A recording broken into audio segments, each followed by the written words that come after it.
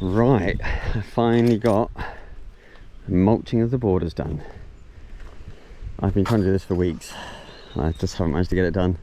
It actually worked out quite well because the grass in the fields has got even longer and the bracken's got even bigger, so there was more for me to cut down, so I didn't have to do such a big area, and I just targeted areas where the bracken was.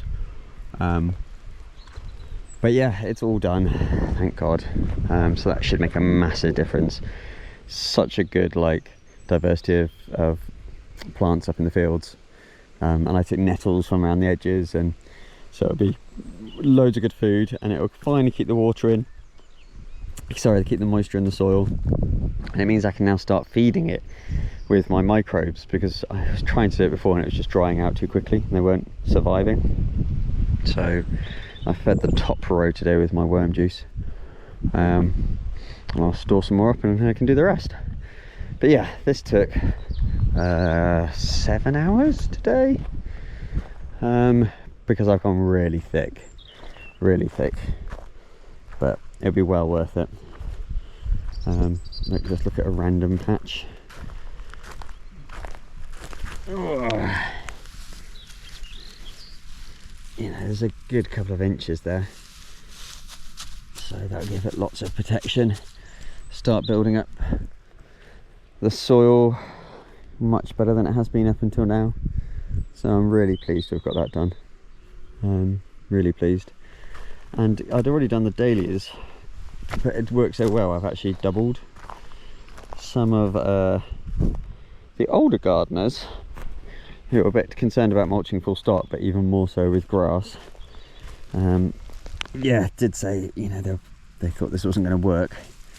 But if I just pick a random patch, this hasn't been watered for 3 weeks, 2 weeks. There was some rain like a week ago and things, but it was drying out horribly because the way the border was prepared. But if I just dive down through the new stuff, through through the old stuff, look at the soil, and it's been like 28 degrees today, lovely and moist, and that's just the surface, so it'll be even more moist down deep.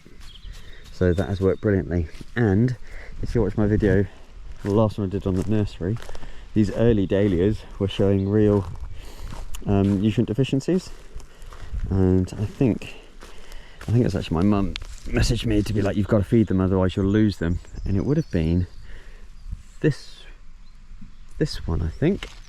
Yeah, because there's the leftover remnants of the leaves, but look, the mulch has sorted it out. The roots will be getting down deeper and hopefully hitting native soil, but also the mulch has made a huge difference. This one was suffering as well, but colour's coming back. It's getting less eaten because its defences will be building up. There was another bad one, wasn't there? Maybe it's that one. If you look and see the discoloration on these leaves here, but look at the new stuff coming through. It's great. So that has sorted everything right out. So that's really pleasing, and the dahlia's looking good. And there were two that didn't work, a cafe au lait and a what's that going to say?